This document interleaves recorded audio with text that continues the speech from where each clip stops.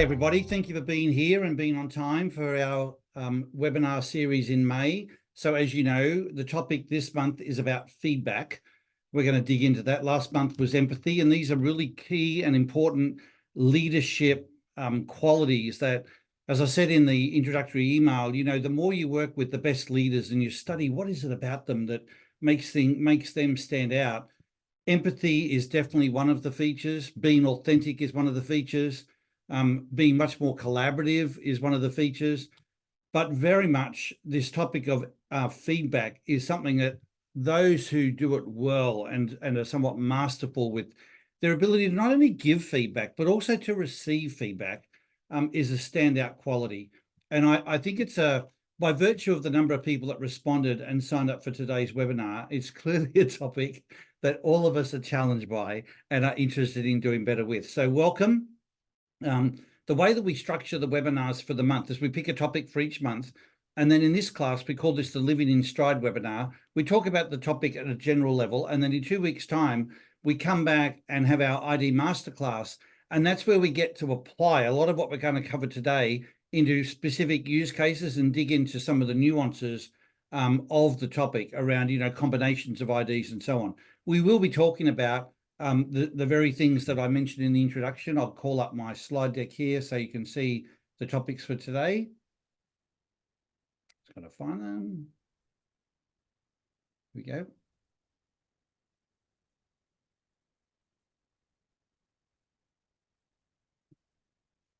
Let's reduce this down. Here we go.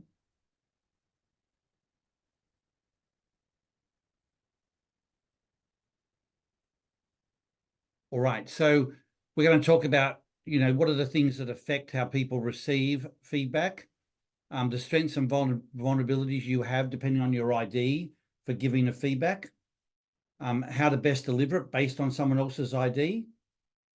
It's good that we even think about that. I mean, a lot of people don't think about that sort of thing. They just give the feedback.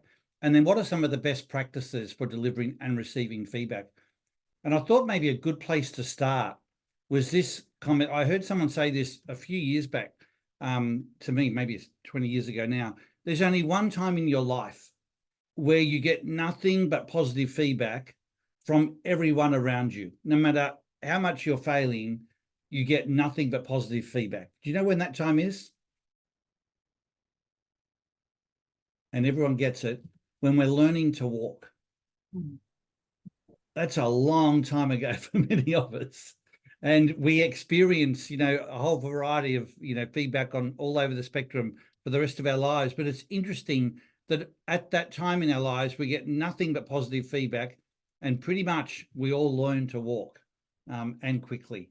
So it really speaks to the power of positive feedback as opposed to constructive feedback.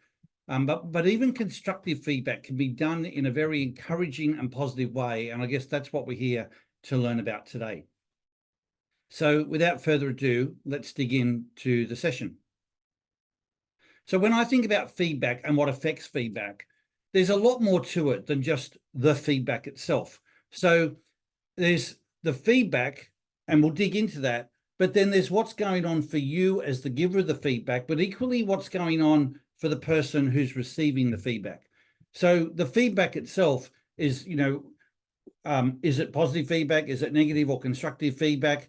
Are you giving it in real time, or is there some delay? Is it in public? Is it private? Is it just your perception, or is it actually factual? Like, there's a lot around the what side of feedback. So that itself can impact how it's received by others. For example, people often say, you know, criticize in private. You can praise people in public, but make sure you criticize in private. So the very fact that they're getting constructive feedback in public, no matter your talent to give it or where they're at to receive it, just that can make it really sensitive. But what we're going to do today is dig into the giver and the receiver elements. So when you think about being the giver and the receiver, there's a big piece around whether or not you're in stride and whether they're in stride. Then what's your intention behind giving the feedback? You know, is it to vent? Is it because you want to have a dig at somebody? Or is there actually some constructive element to what you're trying to achieve? How authentic are you? How skilled are you at doing it? Your EQ? And then your ID bias is really significant in how you give feedback, and equally for the person receiving it, how they receive it. So these are the two areas that we're going to spend our time on today. How you as the giver can give it at its best, and what to be conscious of as the receiver, whether you're giving it or even if you are the one in the receiving position, receiving it, like how can you go about it so that you are at your best. But this makes feedback a little more complex because, when I think about how people typically give feedback, I don't know that they think about it as having all of these elements to it, and therefore are surprised by the impact. They say, oh, all I said was, but you didn't think about maybe the way you said it as the giver, or even the position that someone was in when they were receiving it. So I want to talk first of all about being in stride, and whether that's you as the giver or the receiver. Because for those of you who have had a long history with ID, we've always talked about being in stride as having a relationship to your performance and to your health. But when you think about how you give feedback, if you're not in stride, you're more preoccupied with what's going on for you than you are able to focus on other people. Equally, if you're on the receiving side of the feedback and you're not in stride, you're much more sensitive, you're more likely to read into things, you're more likely to react than to respond. So I would say if you think about on a scale of 0 to 10, if your score is less than an 8, you're highly likely more internally focused. It's about you, either the giving or the receiving, than if you are in a really good in stride place, you are more likely to be externally focused on the other person. Make sense? So I think one of the places to start, and that's why I put it at the top of the list here, is to really think about when you're going to give feedback to somebody, are you in stride? And be cognizant of, are they in stride? Like this just because this is the right time for you doesn't mean it's necessarily the right time for somebody else. So being conscious just of that piece, honestly, will set you apart, just that you're thinking of that, let alone understanding about your specific ID or the ID of the person that you're going to be giving the feedback to. Now, when we talk about feedback, most people think of it in the negative sense. Like if I said to somebody, hey, I've got some feedback for you, I mean, you can feel people almost straight away go, uh-oh, something's coming. But the feedback might also be positive. And we are going to spend a lot of our time today talking about how to give sensitive feedback. But I don't want to ignore the giving of positive feedback and how you receive positive feedback. Because if you think about either when you last received positive feedback or when you gave it, it's not an area that always goes so well. Like, here's an example, right? Someone gives you a compliment for how you did something today, a task today. So many people dismiss it straight away as, oh, it was nothing, oh, it wasn't really me, it was a whole team, oh, yeah, I know you liked it, but I probably should have done this, or there's always some type of dismissive reaction for many people. And what I really would love to encourage is to think about, feedback always as a gift.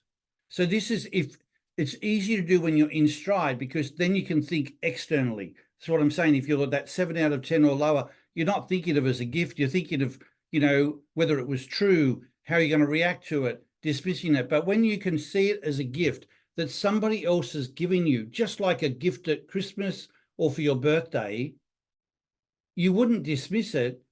You would at least say thank you.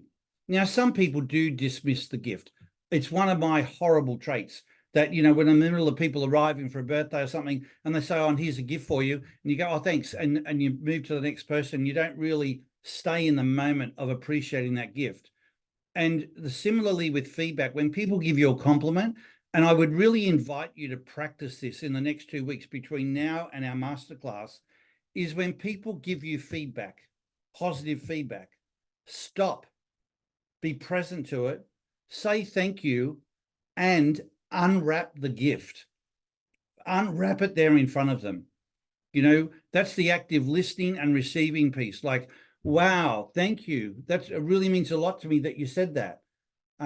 You might want to ask them a question about it, or what did you notice that made you say that? Or, that you don't realize what that means to me because I've had this happen today. And so what you just said to me has really lifted me up. It's made my day. And so you're really giving back the gift. The person gave you a gift, but just like when you give someone a gift for their birthday, you give them the gift. And then if they react like over the top, you go, oh my God, it feels fantastic that I gave them that gift. I'm so glad I bought that for them. And that happens to us with feedback, but we don't, I shouldn't say, it's a generalist statement, but not many people are good at receiving positive feedback. And therefore you rob the giver of the feedback of that gift.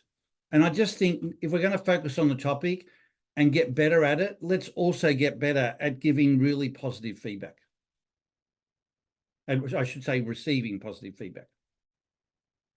I might just stop there in case anyone has any questions. I can see the chat starting to get busy. Anyone else got something I'd like to share verbally before we move on to the next section? It's so true, Paul. I really struggle with positive feedback, and maybe obviously that my idea at play, some of the things I think about is the critical nature I have of in self-reflection of myself. I'm like, it can always be better. As a verifier, I'm always thinking about that, and sometimes that can inhibit me from being able to receive positive feedback well. So I know we'll dig into some of these topics, but I just wanted to, it was just spot on. Greg's giving you some positive feedback in the chat there, Tristan. It's interesting though. I think that comes up with leaders who have that ID pattern, because it's like, oh, it could have been better. And then what's the impact on the team? Right. Yeah. So I think the feedback is both personal and group. Well, but again, it's because you're focused on yourself, not on the feedback. That's the thing about being present and being really in stride and being aware that it's a gift. So unwrap the gift rather than dismissing it. And that's the metaphor I would encourage you to think of when it comes to you. And it's not about you. The fact that you're enjoying the feedback and showing the gratitude, it's like you're giving the gift back to the person, because you're making them feel good for having given it to you in the first place. But it does really take a conscious, a consciousness of being present to it, because our instincts, as you'll see in a minute when we get into ID, like Tristan said, if you're a strong verifier, you always think things can be better. So no matter what the feedback is, there's almost a notion of, yeah, but I could have done this, or I should have done that, or there's a but, and the person giving it, they've given you the feedback as a gift. So yeah, I think it's a very cool thing to be more conscious of. The other thing that occurs to me. Go, sorry, Pam. Oh, thanks. The other thing that occurs to me is we always say assume positive intent. And that really does mean that you have to pay attention to what the intent was with the person is giving you a comment. In this case, positive feedback. You still have to think about the positive intent behind it. Well, and if it's positive, it could even be something about them, that they're sharing the effect you had on them, and you turn it into something about you when you dismiss it. So you're missing the whole reason behind it if you're not present. But it's so much easier to do when you're in stride, because you're in a good place then to be externally focused, not worried about your own self. So being in stride and starting each day as you're getting ready and thinking, am I in stride? It's not just about your performance for the day from a productivity point of view or even your health.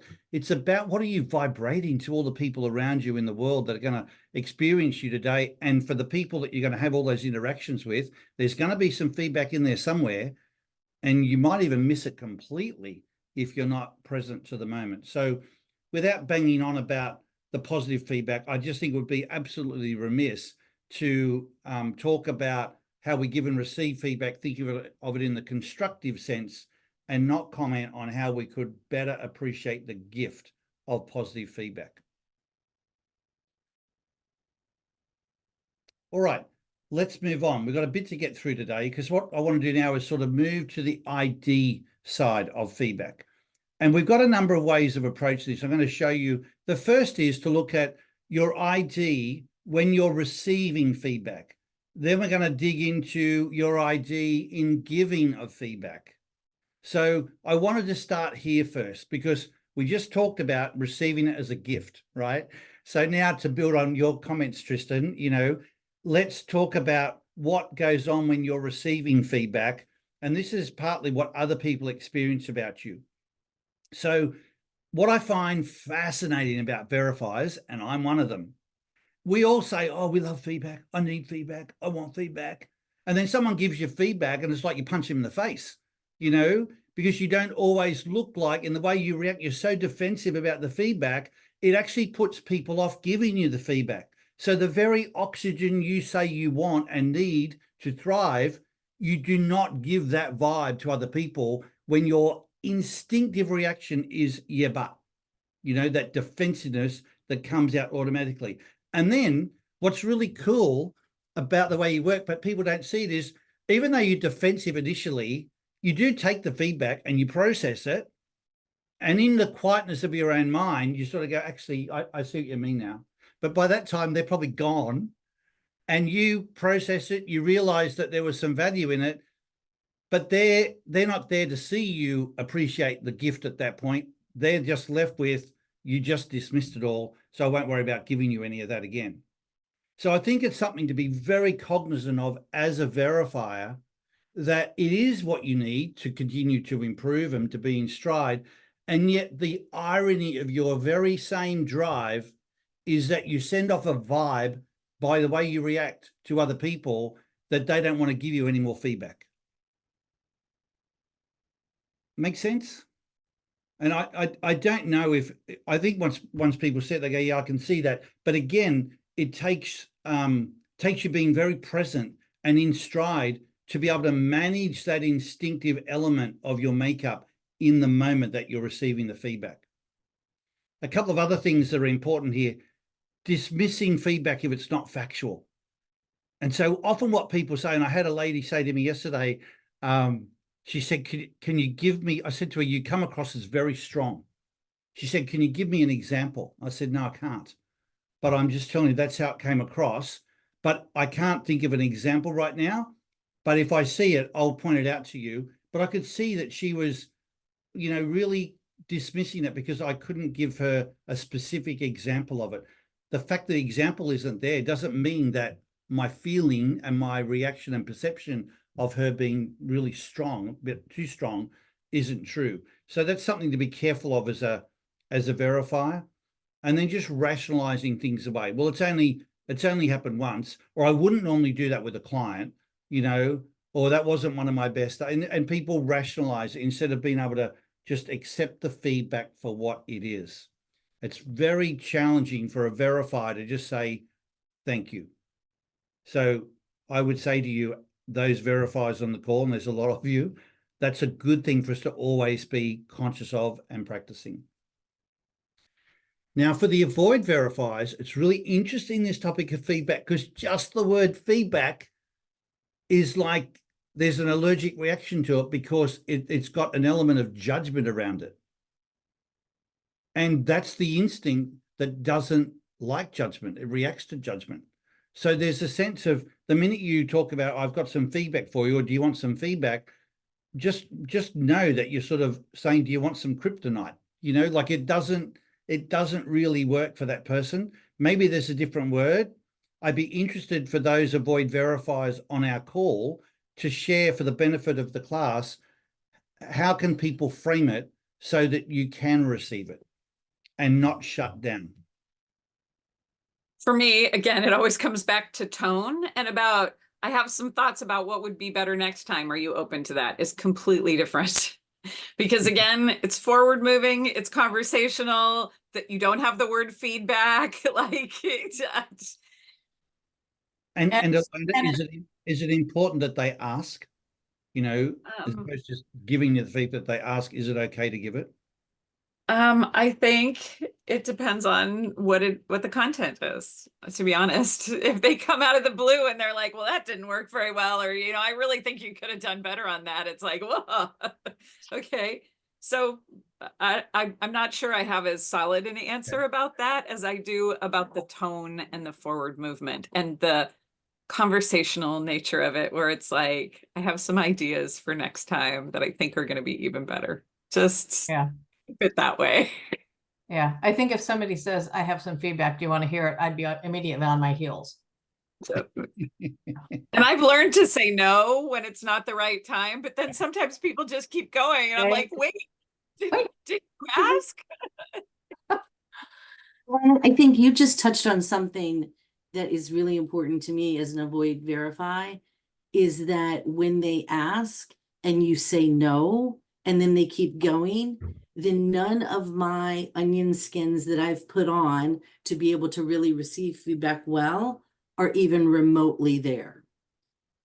And to me, as an avoid verify, that is the most important thing, is that I get a little time to collect myself and say, assume positive intent. This person is giving you I need a moment or two to get myself in that space. And also when I'm completely out of stride, that may not be in the next 5 minutes. Yeah. That's right. That's right. And Paul, or Alona said, make it forward. And it's, if somebody's telling me what stuff I've done wrong, I can't fix that. And that's, I think, the biggest thing is it can't be fixed. So, but you can tell me what I need to do differently or more of, or less of, or whatever it is, but it's not something that I can fix in the rear. So if it's like windshield, then I can do something about it. I think thank you for sharing this, guys. It's so important because there's, when you think about the stereotypical expectations, everyone sees, well, but feedback's a positive thing. Everyone should receive feedback. In our cultural value, there's certain companies where a cultural value is we give constructive feedback and you've got to be open to the feedback. But and I get what's behind it, the aspiration behind it, but doesn't mean that it works for the avoid verify community within that culture. And it's just really good to be aware of the fact that from the get-go, you could be shutting someone down. And even though your intent is wonderful, just even using that word and going about it differently, it just, can be putting them off. Hey, Alona, does it help if I'm going to give you feedback if I don't say anything, but I first just asked you, how'd you feel about that, or how'd that go for you? Like, I just find out where you are rather than tell you what I'm thinking? It depends on how much I trust you, because if I don't trust you, I'm like, what are they getting at? Oh, right. That's my 8 and authenticate. I'm like, just spit it out. You obviously have something to say. Let's not beat around the bush here. That's great. Thanks. All right, guys, let's move on to the authenticate drive. So again, there's a similar thing that happens here is the authenticators will say, just tell me to my face, tell me in the moment. When it happens in the moment, tell me in the moment. But often in the moment, if there's a lot of emotion in that moment, it doesn't make the people who want to give you the feedback feel like you're very receptive to it. And that's a real challenge, because you can appreciate that the authenticators means it when they say, give me the feedback in the moment, but depending on what the discussion is on and the emotion involved at that time, it's not how you come across in terms of your receptiveness to the feedback. That's one of the things. Taking it personally when it wasn't meant for you, because people said it and you're in the room, you can I get why you would say it's relevant to you, but it may not have been meant for you. And then another thing to be careful of is just because you can't see it doesn't mean that it wasn't true or relevant. So just things to be aware of for how you receive the feedback, how you come across to other people around that space. And similarly for the avoid authenticators, people like myself, people give you feedback and then you read more into it than what they're actually saying. Whether the person giving it to you is an avoid authenticate or an authenticator, the vulnerability there is if you're reading way more into it than what might be the case. Any questions or comments on this drive? Yeah, Paul, Steve here. On your first comment about sometimes if the feedback's not aimed at you, you see a lot of I'm going to call them managers rather than leaders. They will give feedback to a group of say 4 or 5 people, but there's only one person where the feedback really needs to go to. So therefore they give it to everybody, and then no one knows who it's actually aimed for. And everyone walks away feeling, well, was it me? Rather than a leader would take one person away and do it separately. So you see a lot of managers just give a group feedback, and if you've got a Thenegate person in there, man, you're going to piss them off really quickly. Yes. Yes, that's true. I have maybe it's a comment and a question for Avoid Authenticate. The reading it more into it. Also, if someone gives you a comment, is there something more? Do they want something? I think you tend to read into that too, the intent. What are they really trying to get here? Sometimes if you're out of stride, I think you could read that way. So this is just to make you more aware of your bias when receiving the feedback, right? The fact that you're wired a certain way, this is what can show up. And so just self-awareness is being cognizant of these things so that you can not let them trip you up, and you can be more in a better place to receive the gift for what it is.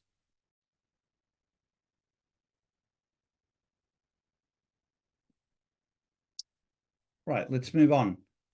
The complete drive. So again, you can say you want feedback because I want to know if I'm on track. I want to know that I'm meeting expectations. I want to know that everyone's happy because I don't want to let anyone down. You say all that, but if you're not available in the moment because everything's planned and organized, and in the moment of spontaneity, people want to give you the feedback, but you're not available, you'll miss that golden opportunity. So that's one of the challenges people have in trying to give you feedback is, are you present and available to it? And then the other thing for the complete drive is blowing things out of proportion. You don't think you are, but that's how other people can see it is, because if something's happened and they give you feedback, you go, I'm no matter what I do around here, it's always wrong. And you go, I just comment on one thing, but it can be joined, dots can be joined, or they see a pattern to it, and it becomes bigger than what you actually intended it at the time. So again, it's just something to be conscious of from your own bias with your ID. I'm not sure if people might see other things. Please feel free with any of the drives. If you see other things about yourself that you are aware of that trip you up here, or that you think could be good for others to know about each drive, please call them out. For the avoid completes, this is a big one. Susie and I were having a comment about this one yesterday with somebody else. But avoid complete people, one of the vulnerabilities is they react like you've only got 3 words out of your mouth trying to give feedback, and they're already reacting to it. And you go, I haven't actually, like, what you're reacting to is not actually the feedback I want to give you. Like, can you just let me finish? And then you'll see that there's a lot more to this than what you're reacting to. And it's not as bad as what you might think, or it's different to what you think. But being really cognizant of how quickly you react means you could be missing the overall feedback. The other one is you run out of time, or you get bored too quickly because only a few minutes, got to move on. And so people have given the feedback maybe, or they've part given it, but it hasn't gone anywhere. It hasn't been resolved. You haven't worked out a different way forward, because it needs more than the 5 minutes that you might have had available at that time. So like was said earlier, asking, is this a good time to give feedback? It's not just about your emotional state. It's also, is there enough time for you to really honor the feedback and do something with it and resolve whatever it's about?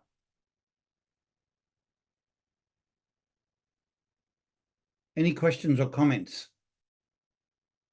So I just thought, actually, this is going back to the use authenticate just quickly, because I'm bored now with what we're talking about in the complete drive.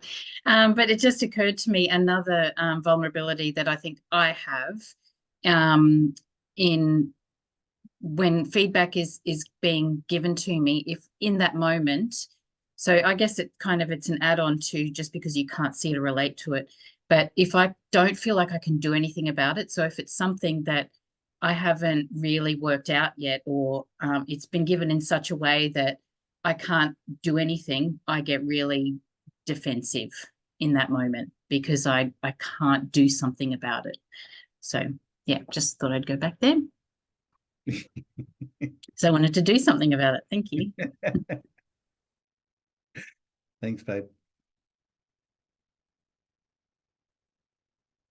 All right, let's move on to the improvised drive. So again, you want candor, but one of the most common pieces of feedback that people share about improvisers is they only like to hear the positives. They don't like to hear anything negative.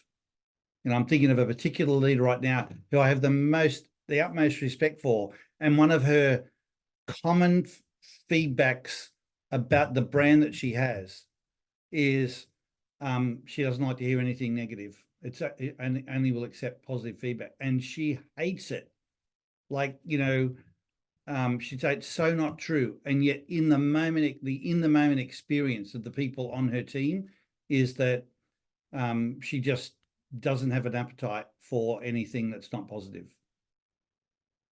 So it's not true of every improviser.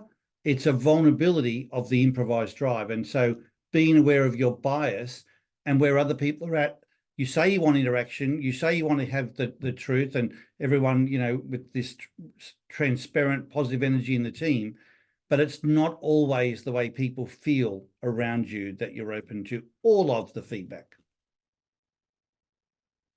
Seeing everything through a positive light can also make people feel like you don't get the seriousness of the feedback I'm giving you here. You make it, you're taking it with, you've got a smile on your face. You don't realize the gravity of what I'm sharing.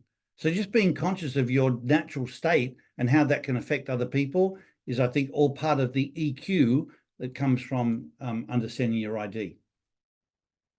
So one of the things, and I think it's a combination actually of my avoid complete and my use improvise, is so quickly jumping to a conclusion. I gotta go from here to over there. Thanks, Pam. That's really good.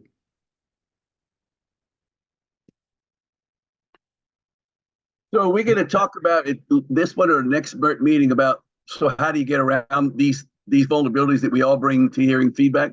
Because we've in the workshops that we run, we're constantly trying to teach and improvise that feedback sounds negative, but it's actually useful, or to authenticate, it may not be real for you, but it's real for us. So to me, it's like you can't know how someone's really hearing what you're saying. You don't know where they are unless you're really paying attention to them. And when they're giving you feedback, you don't know what's behind that, but you know it's more about them than it is about you, probably, because they got something that's bothering them. You don't give a rat's ass. So the more we check in, but this is reminding me that I can't possibly know, and I better just be quiet for a while and find out what they mean. It's very true, Greg. And we do have a slide on the strategies. Like, these are the things to be conscious of. So given these elements of each person's ID, how do you then give feedback so that it's going to land more effectively? I've got that slide coming up shortly. Angela, I can see you've got your hand up. Is there something you'd like to share? Hey guys.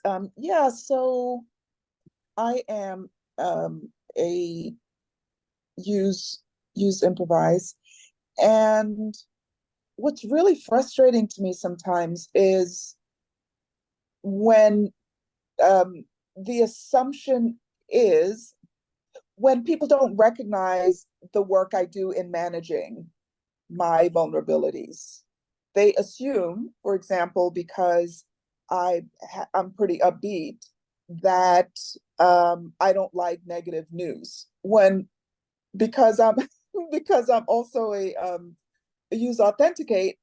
Tell me, like, give it to me straight. but the and so I'm wondering whether it's the other person's bias versus your own. So it could be, but I can picture the lady I was telling you about. I can picture where people have tried to share feedback, and she's so quick to see a way forward. Yeah. It's like, oh yeah, but you know, we can just do this, we can just do it. So because there's always a way forward, it Right. makes the people giving the feedback feel like you don't really get the gravity of this or the impact this has had on me, or you know, how paralyzing this is. So I do Yeah. see it's how that person reacts as well. It's not an assumption, it is their experience. But Yeah. it leads into assumptions. Sorry, just one other thing I'll say about that.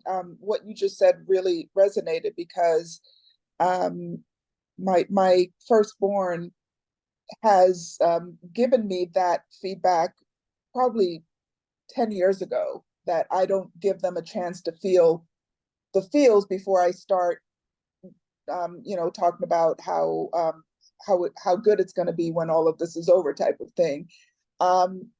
And I took that to heart, and now I'm very patient in those things. But I guess it just really frustrates me when it's like, I haven't done that in 10 years, and you're still thinking that that is the way that I respond to you. Well, but you might be a great example, Angela, of because you learned about that 10 years ago and you've been more conscious of it, maybe it doesn't show up as much for you. What I know though about ID is because your ID is always there, unless you are conscious of it each and every time, it is a vulnerability of how you might come across to other people.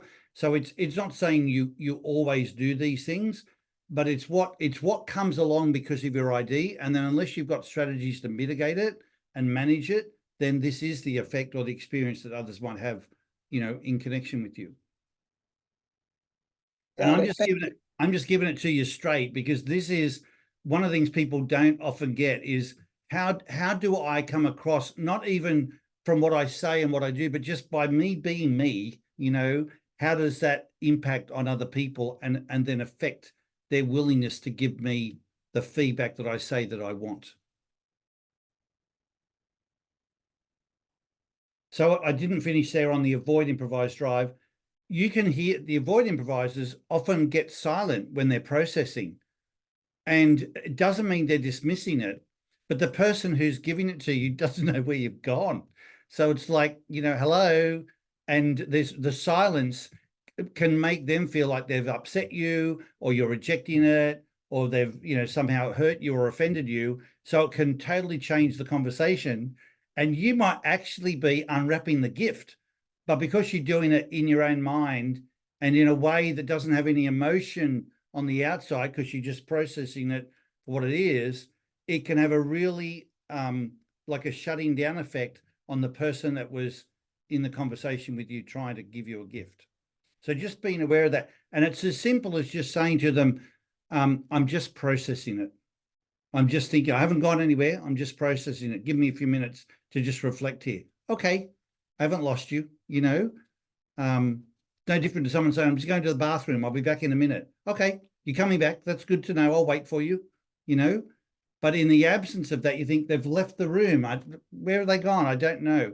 So again, being conscious of how you come across in your bias can have a really big impact on the way other people stay in the relationship and stay in the conversation with you.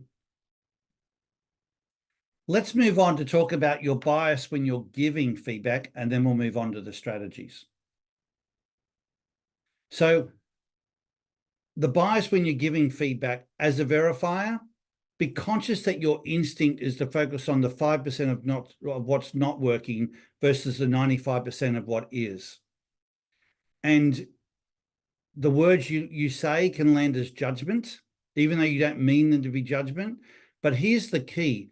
If the word or the context that you're talking with has got should in it, it's got judgment all over it. And it's a really skillful practice to remove the word should from your repertoire. But I would highly encourage it.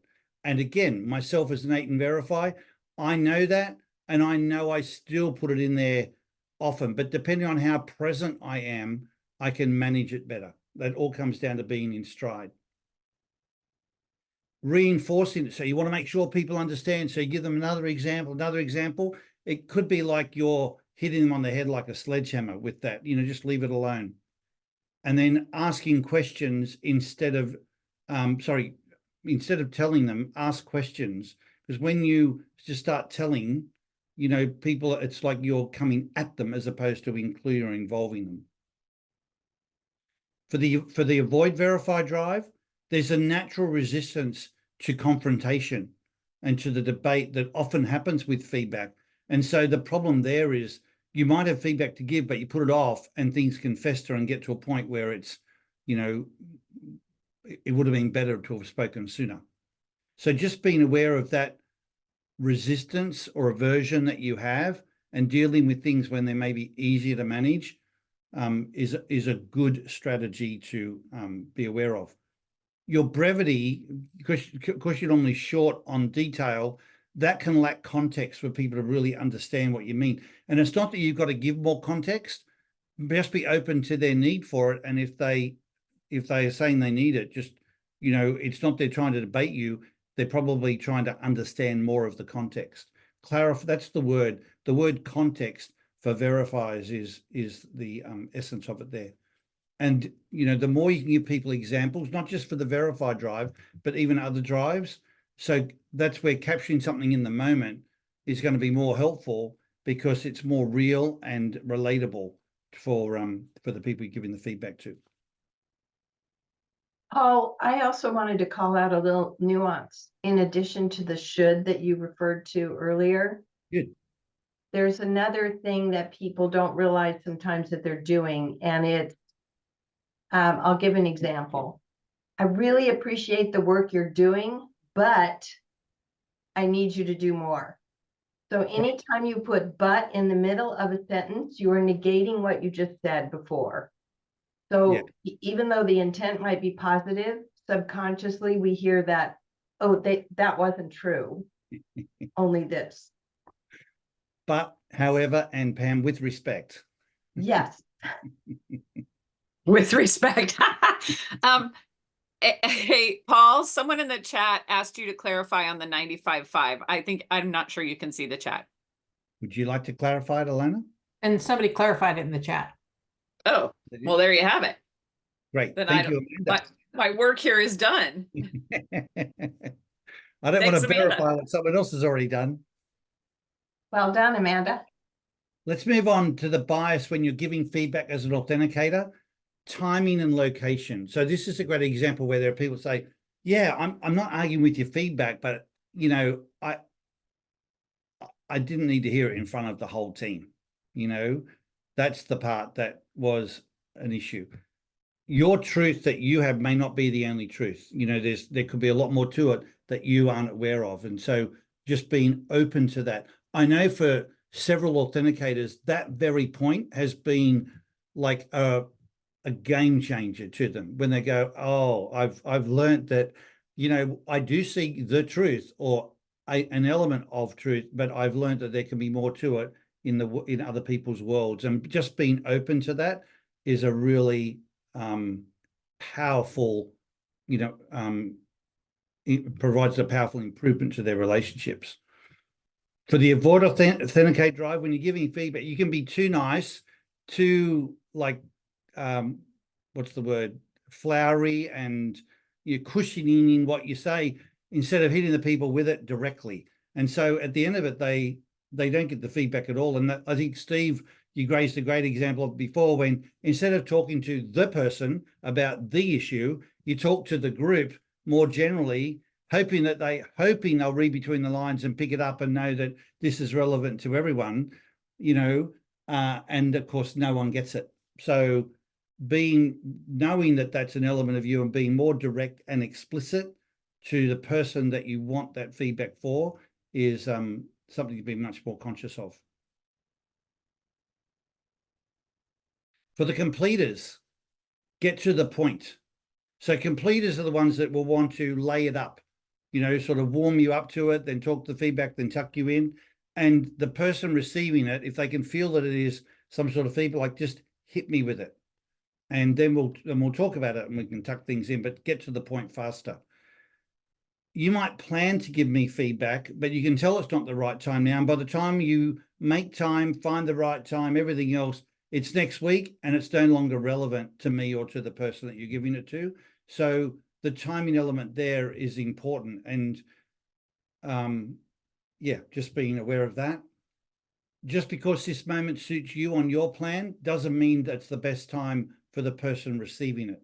And it's not always about how much time is available. It could be the state they're in, but you need to be open to an element of flexibility there, because you've got to get a match for the feedback to work. It's got to be good for you, and it's got to be the right time for the other person as well.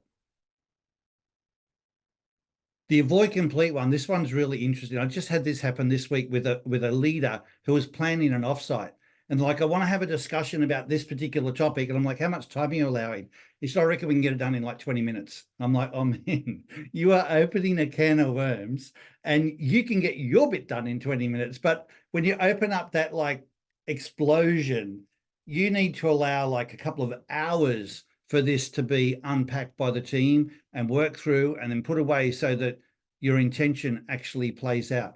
But because you see the world through a shorter time frame than others, allowing the time for the discussion to really complete for everyone's benefit, not just your short hourglass, is a really important thing to keep in mind when you're going to be giving feedback to other people. You might want to get it off your chest, but if you're just sort of throwing a turd over the fence, that doesn't really work for the person on the other side, right? That's how it lands for people when you just give feedback but don't allow time for it to be worked through.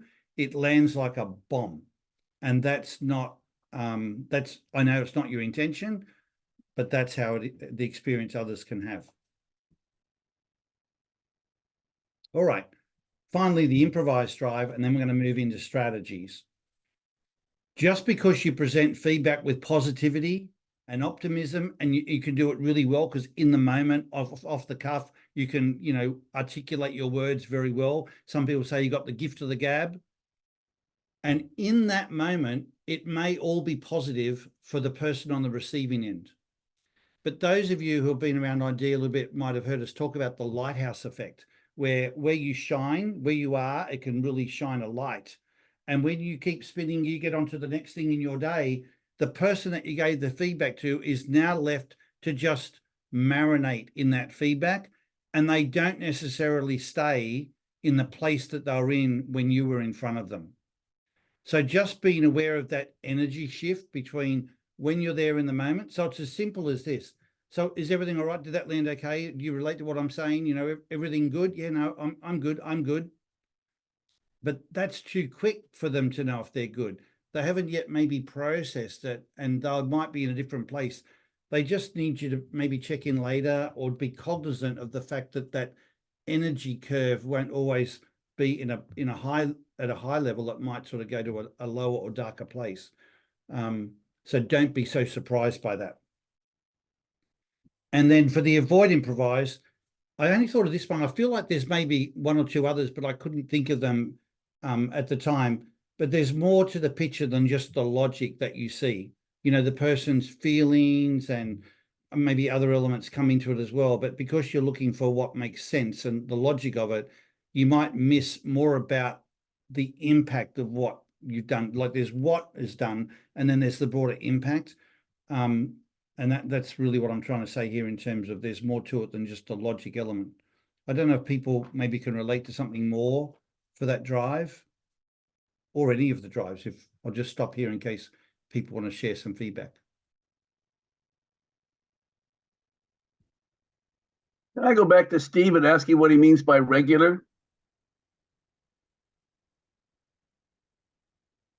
Hi, Greg. Being regular is could be that you get feedback once a fortnight or on a frequent basis. As too often you'll get infrequent, or it's ad hoc, or it's just you get it every now and then. Therefore, from my position as a use completer, having an understanding of how we're tracking is really important. And when you get not getting the feedback, well, you then begin to second guess yourself. Then you become unproductive because you're not sure whether you're still on track. So you need regular sort of just, are you within the guidelines of where we're going? Yep, good. Okay, let's keep going.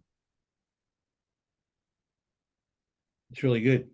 Thank you, Steve. Yeah, I think what Stephen's also saying is that bit about no surprises, right? It's got to be, there's got to be sort of history there or a pattern. Yeah, left field just takes you right off track straight away. And then I tend to shut down as a use complete, and therefore you defeated the whole purpose of the feedback. You flounder, absolutely, because it was completely out of you feel it's out of nowhere. So it's like, I don't know what to do with that because it's just so unexpected. Yeah. Spot on. That's really helpful, guys. It speaks to why, you know, the process that one of our clients, Cisco, use is a weekly check-in. And I think it's really powerful because it's weekly and it's regular, and it gives that, to your point, Steve, that's that regular mechanism to both give and receive the feedback. And it's proven to be a very powerful mechanism for their culture. But isn't it interesting that the reverse of that, if you tell me do that with me and I go, why'd you save that up? Why didn't you tell me when I did it? You know, like it's like, we're going. So this is a good one for me to learn. Thank you. All right, let's move in light of the hour. Let's move to strategies. So these are the things to keep in mind when you're going to give feedback to people and you're aware of their ID. So even if you don't know their ID, you can still get in stride yourself and practice all the things we've already covered. But if you do know their ID, here are the things to keep in mind. With a verifier, let them talk first, because when they talk first, they like empty their tank. And they're more open to you filling it back up again with whatever your particular perspective is. Because that can be as simple as saying, so how do you think that went? You know, and then they can share. Then you give your feedback, right? They do want the context and specific examples. Be fair and balanced in what you're saying. So if you're going to give something that's constructive, make sure you give maybe a few more items of feedback of what's positive as well. And make sure you come back to it after they've had time to process it, because they will get to a different place. Once they've processed it, there'll be questions, or there might be some perspective they want to add, but they'll need like a second chance to talk it through once they've processed it. And it's not that that's extra time, it's just that there needed to be a break in the middle for them to process, and then they come back to like finish off that feedback conversation. So you go Patricia. I was going to say, I find it a lot with the use, complete, avoid, improvise as well, is because in the moment they really need to think it through and they may not have had the time to think it through. So giving them that second opportunity to come back with their thoughts, their questions, is much more effective than just dropping it and walking away and thinking that they've absorbed it all. So you can see with the avoid, verify, drive, there's already been some conversation about that already in a webinar about make it future focused. You know, not you should have done this, but next time, what do you think? And that's that, have you thought about, right? You can put some of these together. I think this third bullet point is so important for the energy that you convey to an avoid, verify. I can't, and this is something new for me learning this, an avoid, verify absolutely needs to feel like we're in this together. You've got your arm around each other. We're in this together. The minute they feel that there's a separation, it just exacerbates that whole judgment piece. But hey, we've got this. I mean, we're in this together. We're figuring this out together. That makes it land completely differently for the avoid, verify. And, you know, revalidating your belief in them, because it's a pretty sensitive, you know, thing to get into, this whole concept of feedback for that drive. So revalidate, we're good, we're solid. You know, I just need to tell you this, but that was really uplifting, reassuring to them. All right, for the verifiers, speak your truth. So this is so important that you're in stride, because if you're not in stride, you're not going to be able to and feel like courageous enough and confident enough to speak your truth. So speak your truth, be literal, use examples to make it more real. It's not about giving them evidence and proof. They're not debating you on the proof.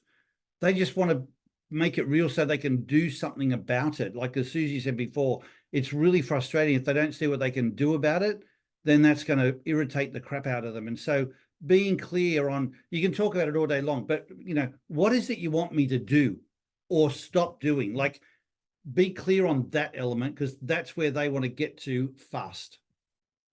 For the avoid verifies, timing is really important. And so is your acknowledgement that the third bullet point there, I know you wouldn't have intended this because there's a gap between what their intentions are and how they might have showed up. So just validating that, it's like giving them the benefit of the doubt, is a really important underlier to how the feedback lands for them. For the complete drive, we've said it before, and I will add the piece about be regular on the feedback. Don't surprise them. Give them advance notice. If you can send them something in advance to prepare them so they get themselves set. It's all about getting set for the conversation. This is really important, and I'll add the piece about maybe having a regular cadence to the feedback as well.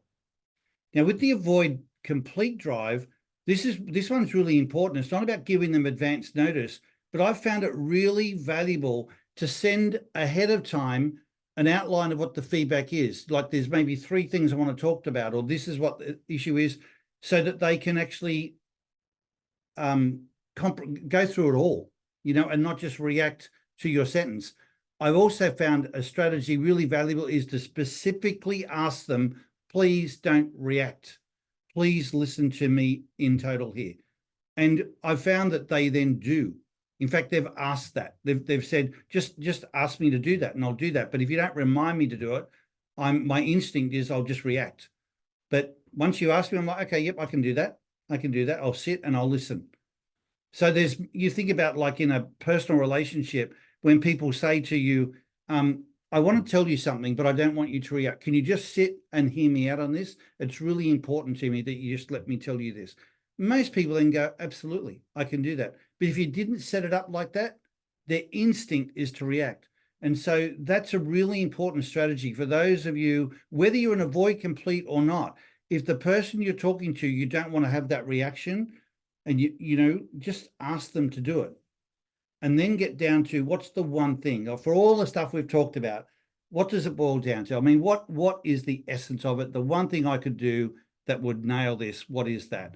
The more you can be clear on that, the more impactful the feedback will be. And then finally, for the improvisers, keep it light and positive. Even really, tough feedback can be done in an uplifting and positive way. Brainstorm possibilities. Like the more they can see what are the benefits that come from this. Like imagine this, or I want to give you a sense of how it would be if you did this, and create that more positive picture for them so they can see the impact, the possibilities. That's way more motivational to an improviser. With the avoid improvise, don't get emotional. The minute you get emotional, it's not how they roll. They're more even-keeled. So if you are emotional about the feedback, maybe it's not the right time for you to give it right now. Get yourself to a different place where you're more calm, more centered, and you can just talk about the feedback, not all the overlaid emotion that goes with it. And then ask them for their input once they've processed it, because they will process it. And that's when they will be more willing and able to have a conversation with you. So it's not just a one-way street. Now, given the time, there are other resources that when we send the deck out from today's meeting, there are other resources on your strengths for giving feedback and on other strategies to keep in mind when giving feedback. I've just given you, some highlights here. So read through the deck. And what I would encourage you to do is practice this feedback that we're talking about. Practice receiving positive feedback. Practice giving it and watching what happens to your gift when people either don't unpack it or they do unpack it. And please bring that experience back to the masterclass. Similarly, when you've got to give constructive feedback, before you give it, maybe think about some of the strategies and the biases that we've talked about today, and then give it and observe what the difference is and bring those examples back to our masterclass. We'll discuss them together, and your experiences, whether they've been positive or whether you've stumbled a little bit, will be super helpful to the other people that will be in the class 2 weeks from now. So this topic, I know it's so important. I can tell by how many people registered that this is something a lot of people are still not only trying to improve, but it's probably where they see one of the greatest values of ID is in understanding the differences for having these conversations. So we will unpack good examples of those. And I'm actually going to show you, I'm going to do some live examples of giving feedback in our masterclass. It's in 2 weeks' time. So it's the 1st of May in the US today. So it'll be the 15th in the US and the 16th in Australia. We look forward to seeing you then, everybody. Have a great rest of the day, and thanks for being here today.